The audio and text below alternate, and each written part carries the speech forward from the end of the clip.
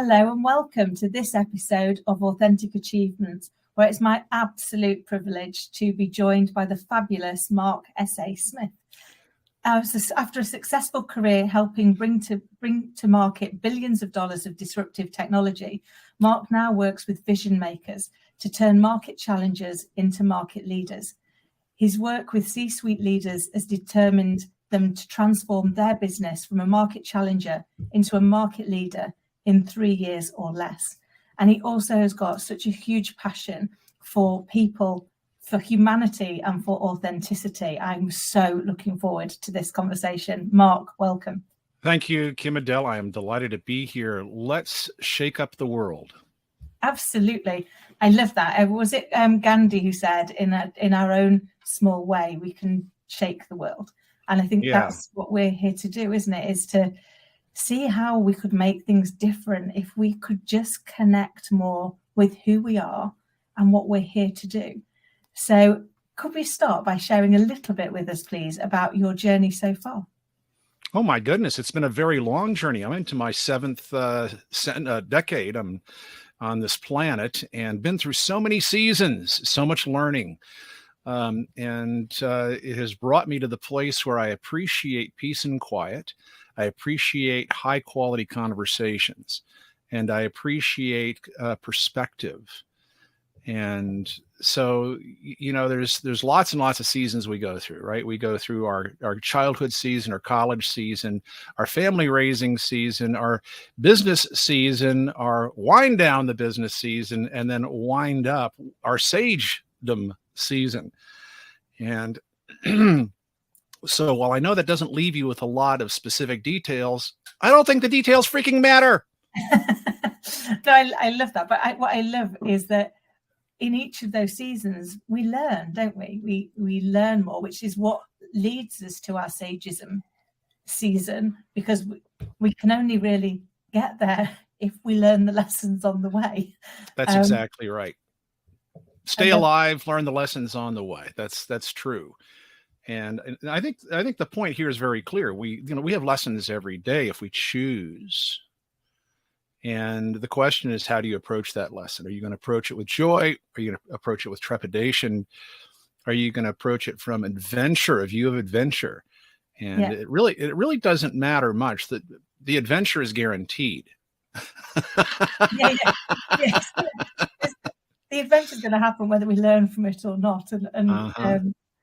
And one thing that I've learned is if you don't learn the lesson, life repeats it for you. A whole lot louder. And louder yet, until you finally, it's here. and until either you learn it or you die. It's going to be one or the other. Absolutely. So how have you experienced the value of authenticity on your journey so far? Well, when we all start off, we are absolutely authentic, 100% authentic.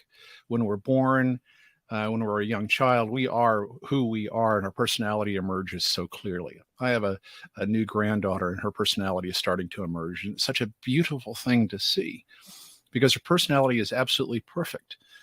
And then as we progress, we reach this stage where we feel, we're not getting all the love that we should be getting. And this happens to everybody. I'm not getting the love I need, whether it's because another sibling came along, or parents are having problems, or there's a bazillion reasons why. And so we start to search for reasons to increase the amount of love that comes our way. And then we look for things that are going to do so. And in my case, I became smart. When I was a smart little guy, I got a little bit more attention from people. And so my authenticity drifted away into, I need to be the smartest guy in the room. Yeah. And so instead of being the most joyful guy in the room, which was what I was as a child, I had to become the smartest guy in the room. And that put a lot of pressure on me. And it also turned me into a jerk, because I was always correcting everybody else because they were wrong and I was right, and I knew it and I could prove it. And that authenticity, of course, took me sideways because it kept me from really connecting with other human beings. I could connect with other people who were also smart because they were having the same situation, and us swapping our smartness was what we did. But that was really the beginning. I think all of us have a situation where we lose our authenticity because we take on a mask in an attempt to bring more love into our life. And then the rest of our lifetime is about pulling that mask off and reestablishing who we really are, which is the most joyful guy in the room.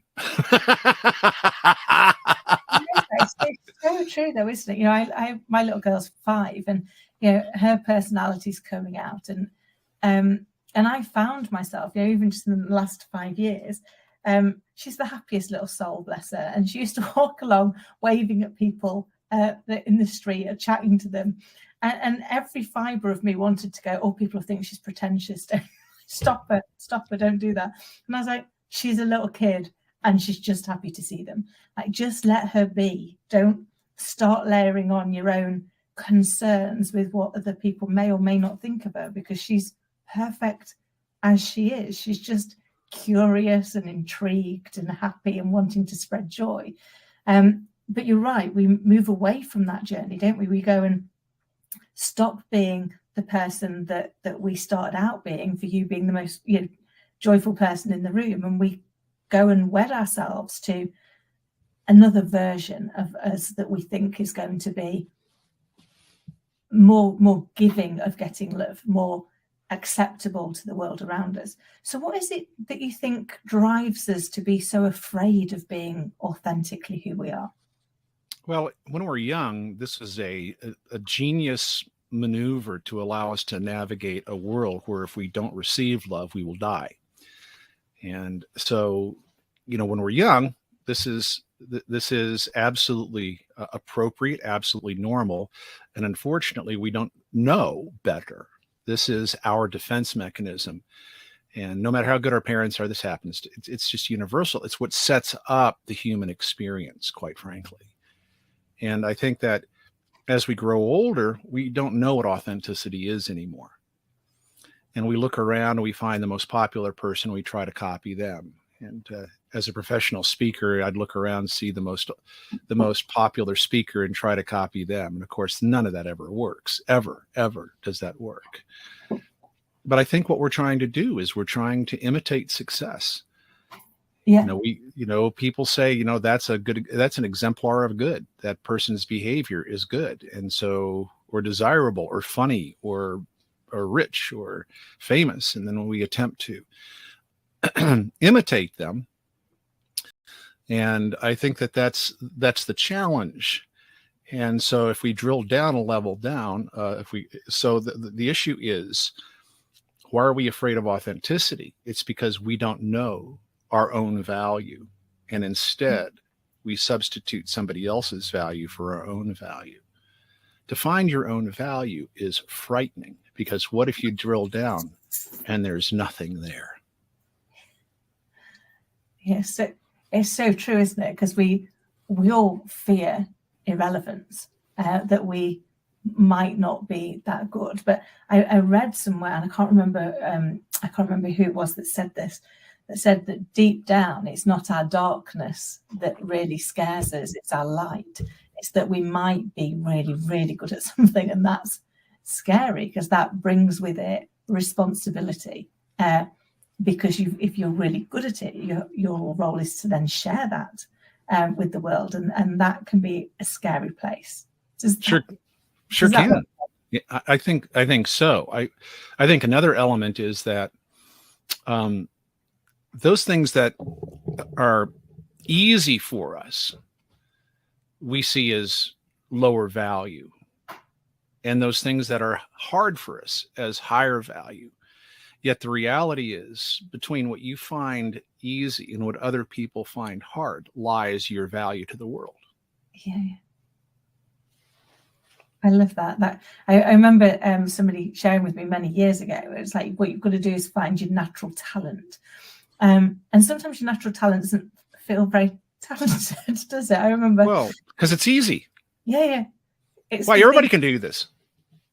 It's the thing that you find that like, it just takes no effort until you start to observe other people and how easy or not they find it. And to your point, just because you find it really easy, if they find it really difficult, that's where you can add value. It's where you can help, because you can share with them how you do it, how you go into a space and just open up, because that way we all grow, don't we? Mm-hmm. Mm-hmm. So spot on. What do you see as being the path to authenticity? If people are fearful at the moment, they're not being true to themselves, they're not stepping into their light, how do they get started in working out what that is and then moving towards it? Well, ideally, you would disappear for a few months and live your life alone with no influence from anybody else. And from that would emerge your preferences and your desires. Unfortunately, very few people have that opportunity unless they're a monk or a nun. So the alternative is to journal. One of the best ways to help uncover your authenticity is to journal. Journal your thoughts, journal your fears, journal your joys, journal your desires. And from that, you'll be able to look back and find a path with what is working for you, what's not working for you. What are the interactions that bring you joy? What are the interactions that bring you fear?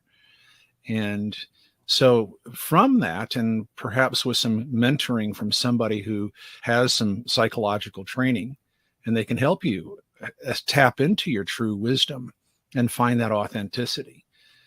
So I think that's a good path. The second thing is, once you identify well,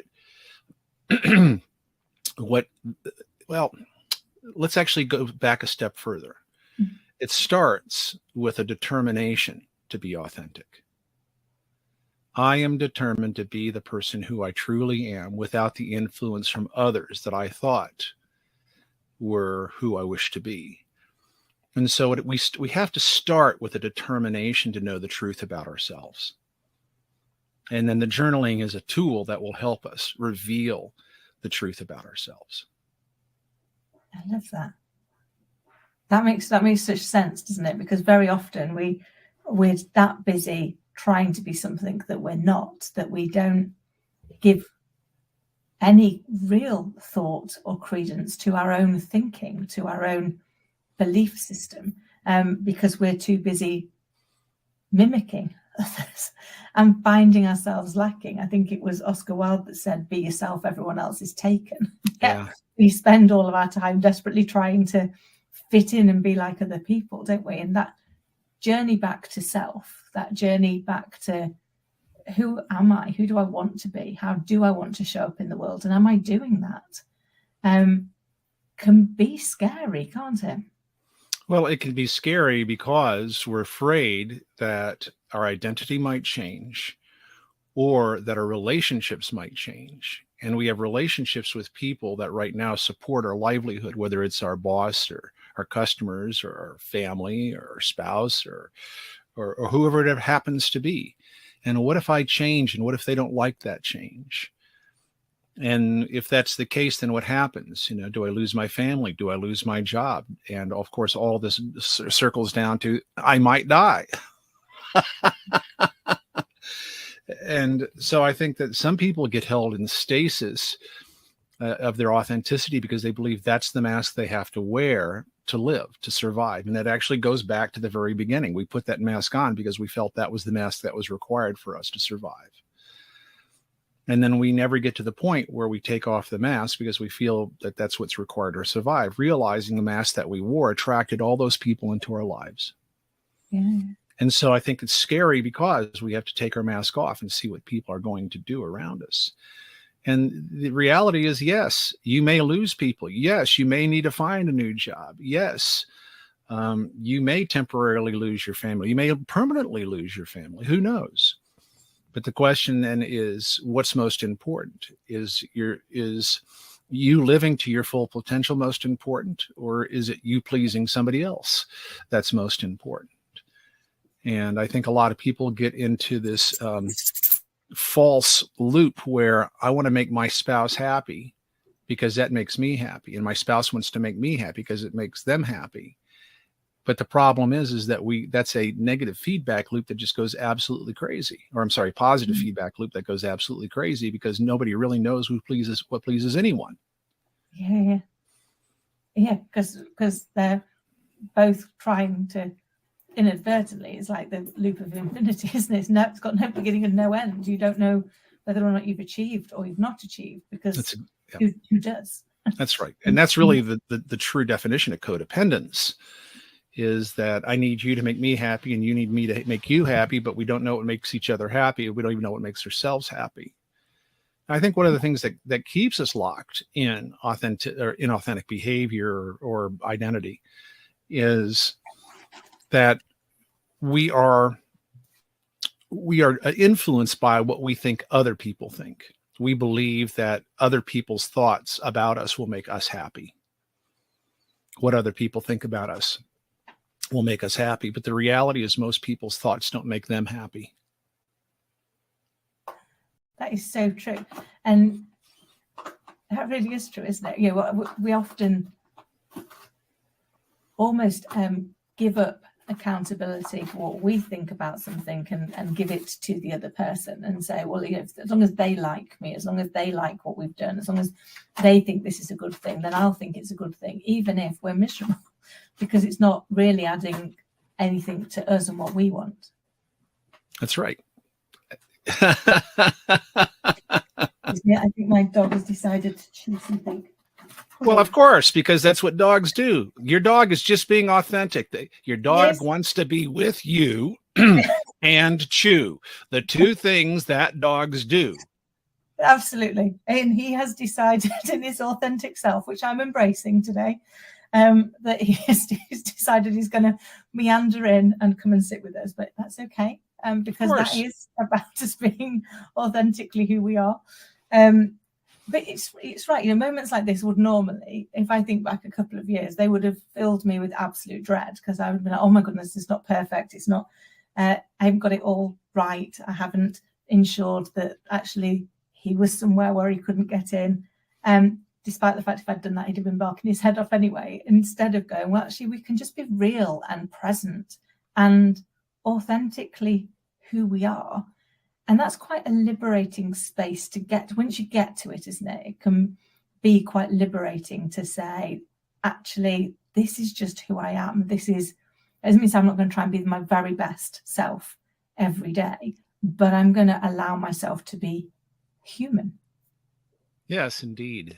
And the challenge is that in the past we said this is not perfect and I'm going to be judged for my imperfection, and therefore my value is going to drop, and geez, they may not want to work with me again, and I might die. It all goes down to I might die. That's where all the stuff goes to. I love that. One of the things I used to say to myself, but I still say to myself before I have to make any decision that feels uncomfortable, is what's the worst that can happen and can I live with it? Because then you kind of like, I guess you're taking yourself out of that and I might die space. I remember the first time I had to go and get rid of somebody, and I was like, what's the worst that can happen? Well, they're probably not going to kill me. It's not that good a job. So that's not likely to happen. They might punch me in the face. That'd be a bit awful, but I'd survive, but you kind of like talk myself down off the ledge of being able to be comfortable to go and do it is it the right thing to do? Is it the most responsible thing to do? And can I live with any adverse outcome? What advice have you got for anybody to give them the confidence to step into their authentic self? Oh, I think that first of all, recognizing your authentic self lives the easiest, most joy-filled, most peace-filled life. And so if you're sick and tired of feeling angst, of feeling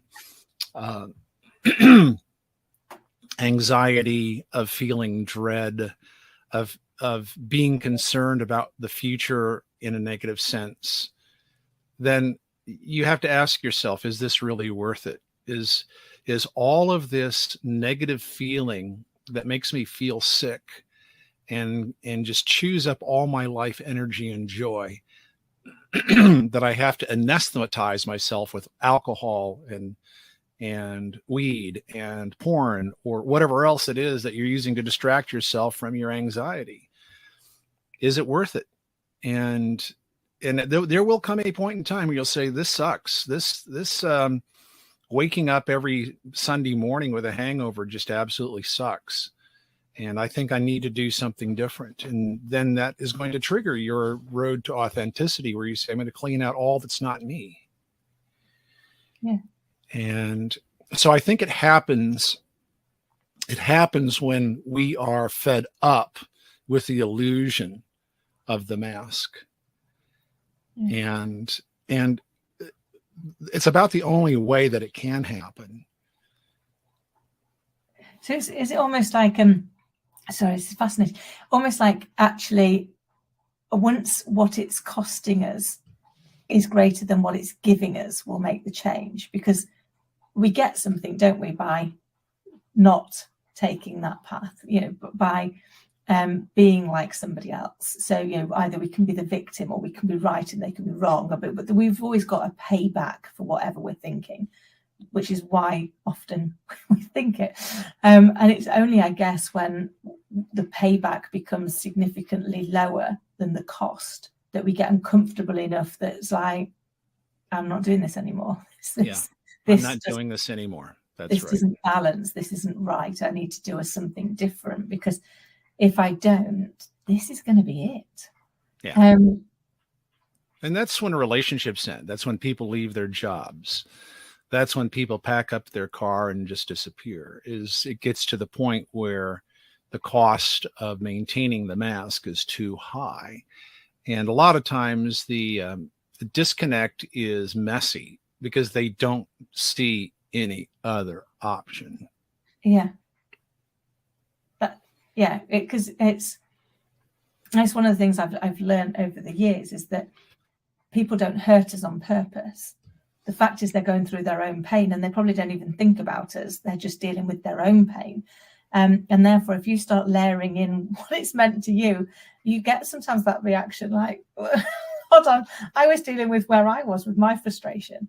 And once I realized that people weren't hurting me on purpose, it became so much easier to step away from the pain, to say, actually, they're dealing with their own pain. The kindest thing I can do right now is not add my pain to it, not make it about me, because it's about them right now, and recognize, therefore, it's not about me, and be able to move in a different space.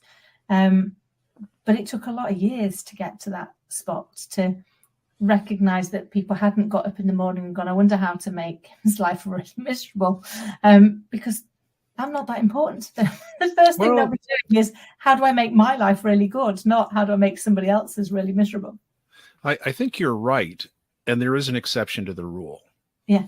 What we're seeing in world politics is revenge legislation, where politicians are proposing legislation to punish their opposites for what they perceive as being trespasses. And while I think this is a dangerous path that we are on, revenge legislation, it's just the most ludicrous thing. And hopefully smoother waters are ahead and cooler heads will prevail. But I think that, yes, in general, we're not thinking about how can we injure people, but there are exceptions to that rule. And we have to be very careful of it. And we have to, in some ways, we have to avoid that very carefully. Yeah. No, that is so true. I mean, with every rule, there's an exception, isn't there? But I think in the main, I've found in life that, people's intentions are honourable. Their impact might not be, but they were trying to do a good thing. They were trying to achieve something, even if they are way off the mark with what actually happened. And if we can seek to be passionately curious instead of seeking to judge, then we open up the opportunity to help both people to succeed, don't we? Yeah, indeed. Yes. And curiosity is it's the antidote to judgment. And of course, judgment, both personally, I'm not perfect. That's a judgment. Yeah. And as well as with our relationships, why do you do that? Why do you choose that? Why do you take that particular approach? I'm curious, because I'm obviously missing some thought process that you're involving to take that particular action. from where I'm standing, it's strange. So help me understand. And so curiosity really is the antidote to feeling, to grievances. Yeah, I love that. And I find as well being curious with myself. So as well as going, talk to me about that. Why do you think that? What are you seeing that I'm not seeing as to why you've come up with that? So seeking to be curious, but also with myself, why am I saying that? Why am I thinking that?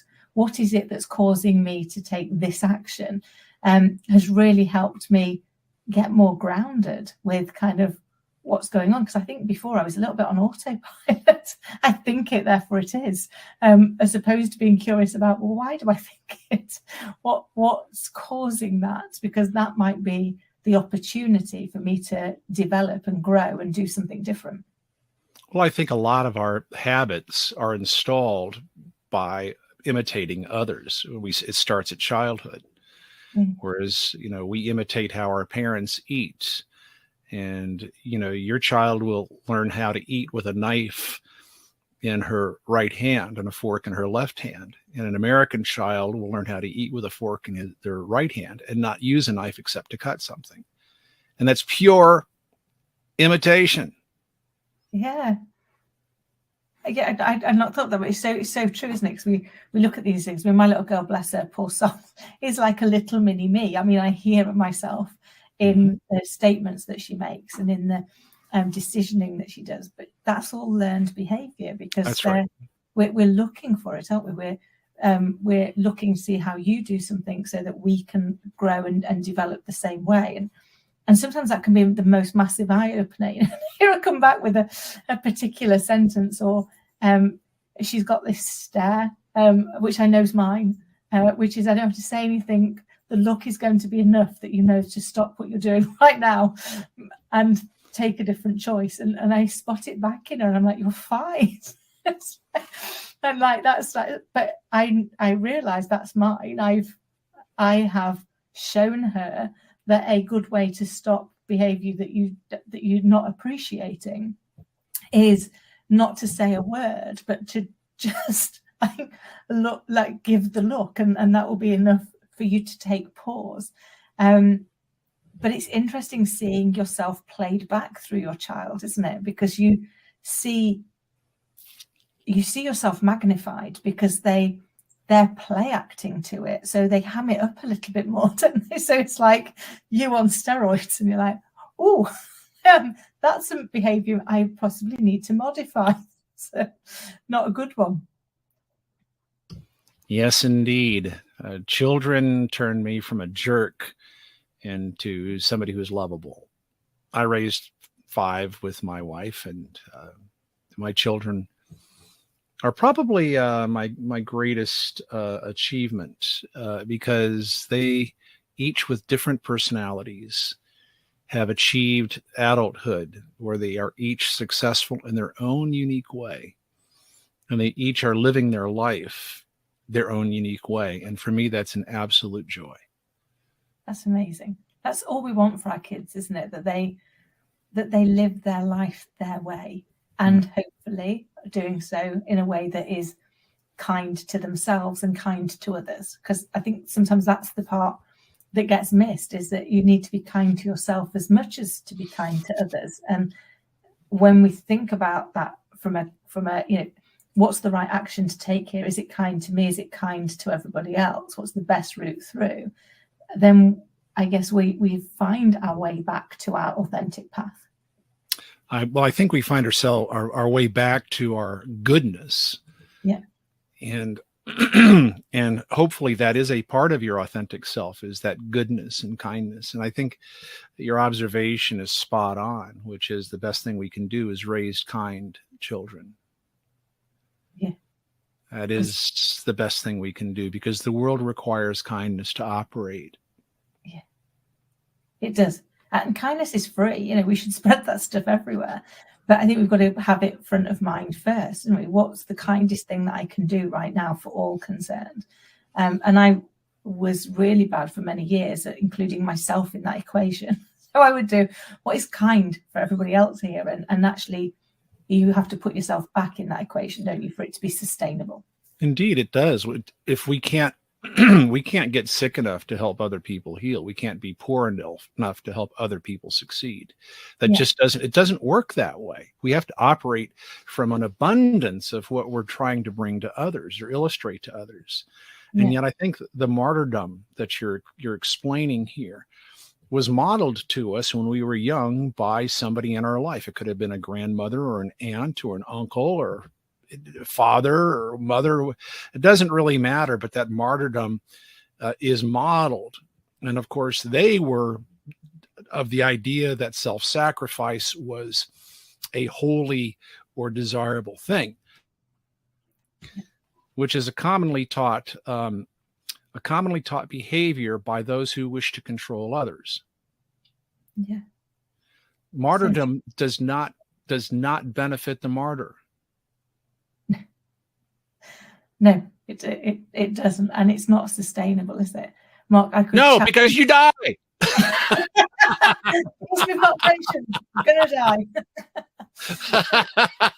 It's true, isn't it, that the only things that are guaranteed in life is that we'll be born and that we'll die, and the bit in between is like anybody's to kind of move through. I think all we can do is kind of own each moment and try and leave it better than we found it and become the best version of ourselves.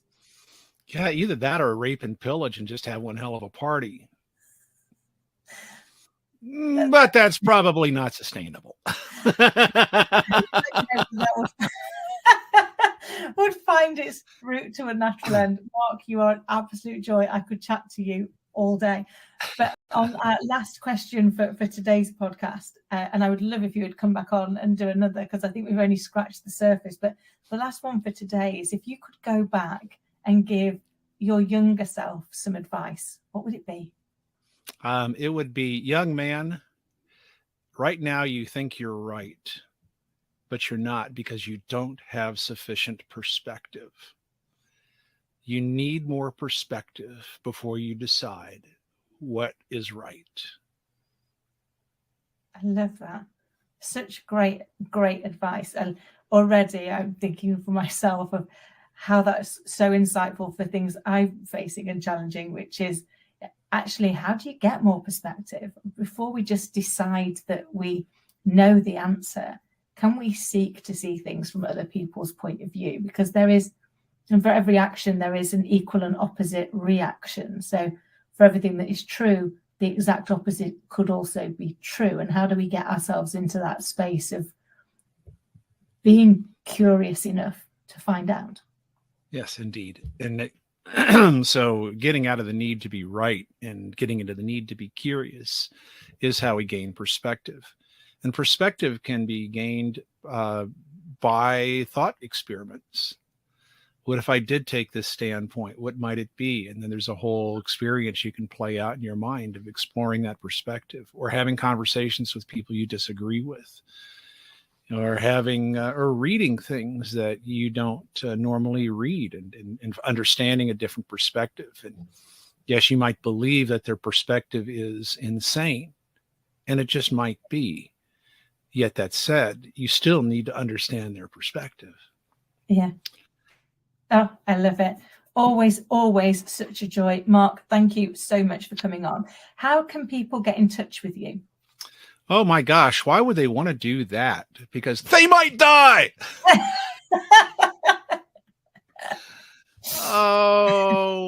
Probably the best way to get a hold of me is through LinkedIn. Mark's on LinkedIn.com, MARKS on LinkedIn.com will take you directly to my profile, or you can search for Mark S.A. Smith. If you don't use the S.A., you will never find me.